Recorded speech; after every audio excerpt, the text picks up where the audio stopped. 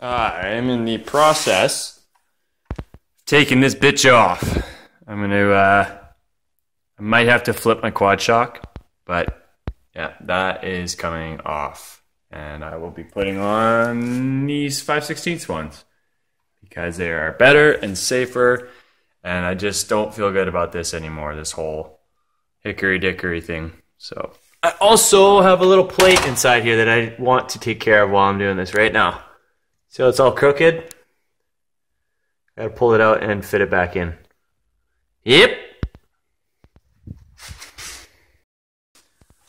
Okay, so I got this little faceplate off.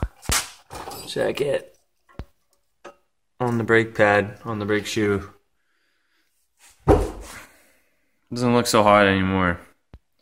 So I'll bend it back, I'll flatten it out, I'll probably put it back on. And hopefully that's good enough. Okay, so I got this little tab back on the pad. For those of you who don't know, this is a wear bar indicator. So it sits on the side of your pad, and it's got a little tab that's on the bottom. So as your pad starts to wear down, it'll eventually start contacting the that little metal tab, and that's what makes some squealing noises. So it indicates to you that your brake pads are very low and that they need to be redone. So this is all good back together. Going back in before I put my wheel spacers, not those pieces of shit, but those ones back on. And I've got some hub-centric rings too that apparently we're supposed to fit exactly, but they are far from it. So I'm going to do a little bit of shimming and grinding, and I'm going to make them fit because these are from American Muscle are very far off the hub size. So I'd like to try and make it as accurate as possible. Okay, so I've replaced the spacers. You can already see the difference. I love it. I actually think it looks fantastic. It looks so much more proper. The whole hella flush, rim right to the lip of the car. It's a cool thing, but like it's so dysfunctional. It's kind of where I'm at with the fronts right now. These are 18-inch 4x108. Yes, 18-inch, and they have a pretty aggressive offset, especially for the fronts. Like I poke on the front, and I don't want that. So I've had some ideas in the past where I was thinking of getting some 17-inch for the front with some better offsets, and then keep those. The rear's 18, so I get kind of a staggered, slight rake. 17-inch Cobra R's are like a dime a dozen, and I plan to keep the 4-bolt, at least right now anyways, because I still want to be able to run Turbo Coupe rims and maybe Cobra replicas. The ones that have all the the fin blades. They kind of look like Super Coupe wheels too.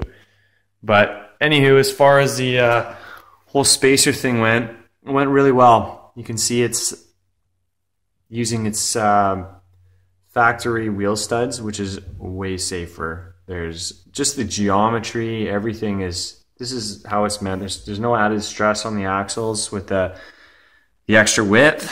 This is pretty safe. It's definitely a much more recommended practice to if you have to space your wheels, to just use a small wheel spacer.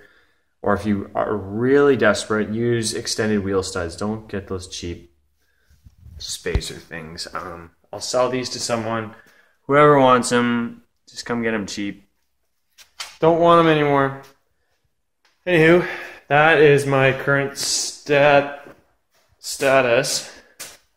Same thing here. It just looks so much more proper now. The car is sitting quite low, so I do plan to get a spacer, a polyurethane spacer, put it on the top of the spring, just to lift it a little bit more.